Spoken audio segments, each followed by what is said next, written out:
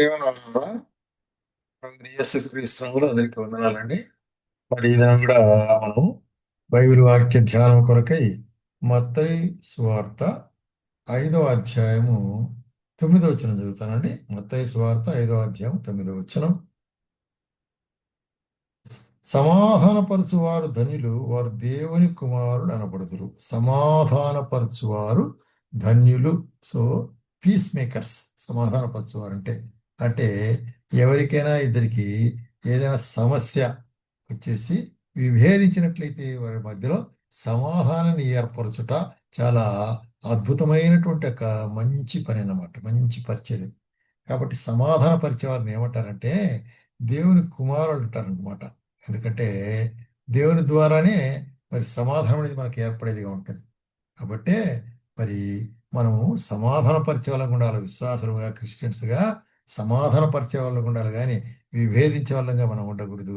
కొట్లాటలు పెట్టే వాళ్ళంగా, కీసులాటలు పెట్టే వాళ్ళంగా మనం ఉండకూడదు అనేటువంటి కార్యాన్ని ఇక్కడ.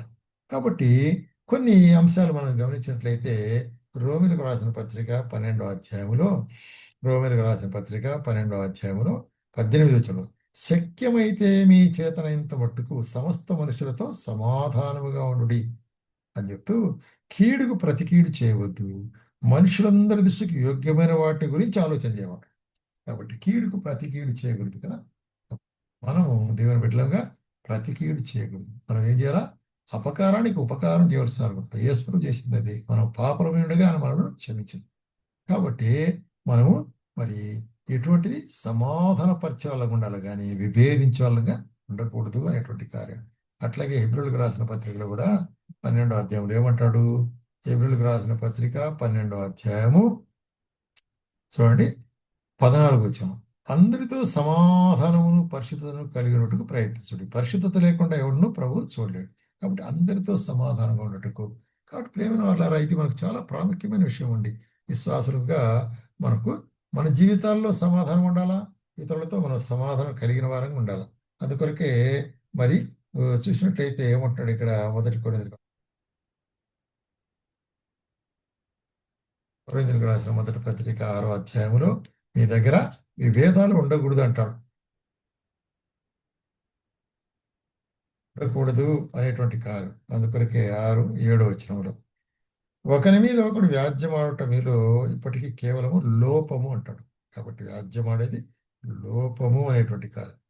అంతకంటే అన్యాయం సహించటం మేలు కాదా? దానికంటే మీ సొత్తును అవహరింపబడట మేలు కాదంట. అంటే అన్యాయం సహించటం, అన్యాయాన్ని మరి తిరిగి ఇక్కడ చూసినట్టయితే మరి కేవలము అన్యాయంగా ఒకరి మీద ఒకరు వ్యవహరించటం అనేటువంటి చాలా పొరపాటు అనేటువంటి కార్యాన్ని చెప్తున్నాడు. అందుకొరకే ఎఫెసీయులకు కూడా రాస్తూ అపోస్తలుడైన పౌలు ఏమంటాడంటే చూడండి, ఏ విధంగా మనం సమాధానాన్ని కాపాడుకోవాలంటే ఎఫెసీయులకు రాసిన పత్రిక 4వ అధ్యాయము 3వ వచనం చూసినట్లయితే మీరు పిలువబడిన పిలుపును తగినట్లుగా దీర్ఘశాంతముతో కూడిన సంపూర్ణ వినయముతోనూ సాత్వికముతోనూ నడుచుకునవలెనని ప్రభువును బట్టి నేను బతిమాలుతున్నాను. కాబట్టి మనం పిలువబడిన పిలుపునకు మనం యేసు ప్రభువునులక ఉద్దేశంతో ఆయన పిలిచినాడు, తన పిల్లలుగా ఉండే దాని కొరకై. మరి అటువంటి సాత్వికం మన జీవితాల్లో ఉండాలి. తిరుగుబాటు, కొట్లాట, గలాటలు, కలహాలు రేపే గుణం. ఎందుకంటే నిన్ను వలె నీ పొరుగువాడిని ప్రేమించమనేటువంటి చాలా ప్రాముఖ్యమైనట్టుగా అంశము ఆజ్ఞ ఉంటున్నది దేవుడు చెప్పాడు. కాబట్టి ప్రియమైన సోదర సోదరి, నీ జీవితంలో ఓ పలాని మనుషులంటే ఇతడు కొండములు పెట్టేవాడు అనేటువంటి కొంతమందికి టైటిల్ ఉంటుంది. ఎందుకంటే వారు చెప్పేదే అక్కడ ఇక్కడ చెప్పేసేసి ఇద్దరి మధ్యలో కలవరాలు లేపుతాడనమాట. అందుకొరకే అటువంటి వారిని మనం జాగ్రత్తగా ఉండాలి. కాబట్టి ఫిలిప్పులకు రాసిన పత్రికలో కూడా అదే అంటారు. 2వ అధ్యాయంలో 3వ వచనంలో చూసినట్లయితే కక్షచేతనైన వృధాతి చేతనైనను ఏమీ చేయక వినయమైన మనసు గల వారి ఒకరినొకడు తనకంటే యోగ్యుడిని ఎంచుచు. అది ప్రాముఖ్యమైనది. తనకంటే ఒకరినొకడు యోగ్యుడిని ఎంచుకుంటే అప్పుడు కలవరాలు రావు. మీలో ప్రతివాడు తన సొంత కార్యములు మాత్రమే కాకుండా ఇతర కార్యములు చూడండి. కాబట్టి must have the helping nature. ఇటువంటి యొక్క స్వభావమును కలిగినట్లయితే అక్కడ కలవరం ఉండదు. అట్లాగే మరి ఎఫెసీయులకు రాస్తూ ఒక మాట అంటాడు చూడండి, సమాధానం పరిశుద్ధాత్మ అందరి సమాధానం కలిగి ఉండు అంటాడు కదా. 4వ వచనంలో మీరు పిలుపుకు తగినట్లు దీర్ఘశాంతంతో కూడిన సంపూర్ణత సాత్వికముతో నడుచుకోవడం, సాత్వికము లేక సమాధానం. అందుకొరకే మరి ఎట్లాగా నడుచుకోవాలంటాడంటే అదే ఎఫెసీయులకు రాసిన పత్రికలోనే మరి 4వ అధ్యాయము 26వ వచనంలో ఏమంటున్నాడు ఇక్కడ చూసినట్లయితే 26వ వచనం, కోపపడుడు గాని పాపం చేయకుడి. ఎట్లాగిది? కోపపడుడు గాని మరి పాపం చేయకూడదు, దూషించకూడదు, చెడ్డ మాటలు, దుర్మార్గమైన మాటలు మాట్లాడకూడదు. కోపం రావచ్చు, ఎందుకంటే మనుషులం. ఒకడు తప్పు చేస్తే కోపగించుకో, తప్పు లేదు, కానీ అయితే దుర్మార్గమైన మాటలు మనం మాట్లాడకూడదు అనేటువంటిది. దాని ద్వారా సమాధానం చెడిపోతుంది. మనం అందుకొరకే ఏమంటాడంటే 31వ వచనంలో కూడాను, అది 4వ అధ్యాయంలో ఏమంటాడు ఇక్కడ, సమస్తమైన ద్వేషమును, కోపమును, క్రోధమును, అల్లరి, దూషణ, సమకలమైన దుష్టత్వం మీరు విసర్జించుడి అంటాడు. అది కాబట్టి అది మనకు తగదు. అయితే ఎట్లా ఉండాలా? దయగలిగి కరుణాహృదయులై ఉండవలసి, ఒకరినొకరు మిమ్మల్ని మిమ్మల్ని క్షమించిన ప్రకారం, క్రీస్తు మిమ్మల్ని క్షమించిన ప్రకారం ఆయన మనం క్షమించినాడు, ఎంతో మనల్ని క్షమించినాడు. మన యొక్క మరి యొక్క మరి పాప అంతా కూడా ఆయన క్షమించి తీర్మానం చేసి, అయితే మనం ఎట్లా ఉండాలా? మనం కూడా క్షమించేవారం ఉండాలి. క్షమాగుణము అనేటువంటిది మరి సమాధానానికి సాదృశ్యంగా ఉంటుంది అనే కార్యం.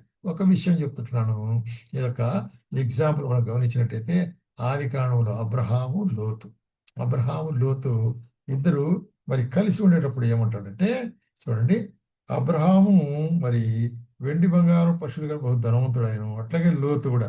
ఇప్పుడు ఈ లోతు తన అన్న కుమారును మరి అక్కడ చూస్తుంటున్నాడు, వారి కాపర్లు వీళ్ళ కాపర్లు పశువుల కాపర్లు కొంచెము కలహం చేస్తున్నారు. కాబట్టి అబ్రహాం ఏం చేస్తాడు? సమాధానం చేస్తున్నాడు, అయ్యా లోతు, ఇదిగో నువ్వు ఎదుట చూసే దేశంలో నీకు ఏది మంచిదో అది కోరుకొని నువ్వు అక్కడ పో, మిగతాది నాకి. కాబట్టి లోతు ఏం చేశాడు? మంచి పచ్చగా సొదొమ ప్రదేశాన్ని ఎన్నుకున్నాడు. అయితే ఏది వదిలిపెట్టాడో దాన్ని అబ్రహాం అనుకుని సమాధానపరిచాడు. కాబట్టి అక్కడ కాన్ఫ్లిక్ట్ ఏమైపోయింది? సమాధానం. కాబట్టి ఇటువంటి మనోభావం ఉండాలి, తగ్గించుకునే మనోభావం. ఏ? మనం కొంచెం నష్టమైనా కూడా దేవుడు దానికి మనకు సహాయం చేస్తాడు. కాబట్టి ఆ సమయంలో అరే మనం నష్టపోతున్నామే, నాకు ఈక్వల్గా రాలేదే అని మనం కోపగించుకోవచ్చు. అయితే అది సమాధానం నిలపదు. ఎప్పుడైతే మనం వదిలిపెడతామో అప్పుడు మనలో సమాధానం ఉంటుంది, దేవుడిచ్చే సమాధానం. దాన్నే మరి ఎవరైతే సమాధాన పరుస్తారో వారు ధన్యులు అంటున్నాడు. కాబట్టి అటువంటి ధన్యత దేవుడు మనకి ఇచ్చేవాడుకుంటున్నాడు. కాబట్టి ప్రేమ సోదర సోదరి జీవితంలో కూడా ఎప్పుడు సమాధాన పరిచేటువంటి యొక్క ఉద్దేశములు, అటువంటి యొక్క మరి బిహేవియర్ మనం కలిగి ఉండాలి విశ్వాసముగా. మరి ద్వేషము, అసూయ, కలహము ఇటువంటి వాటికి దూరంగా ఉండి సమాధాన పరిచినట్లయితే అప్పుడు మనకు దేవుడు ఏమిస్తాడు?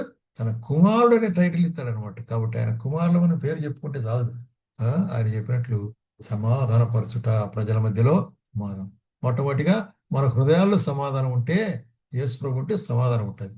అప్పుడు ఇతరులకు మనం సమాధానం చెప్పారు అనమాట. కాబట్టి ఆ విధంగా నీ హృదయంలో సమాధానం ఉంటుందా? లేనట్లయితే యేసు ప్రభు నీ దినమే నీ హృదయంలో అంగీకరించు, అప్పుడు ఆయనకి సమాధానం ఇస్తాడు.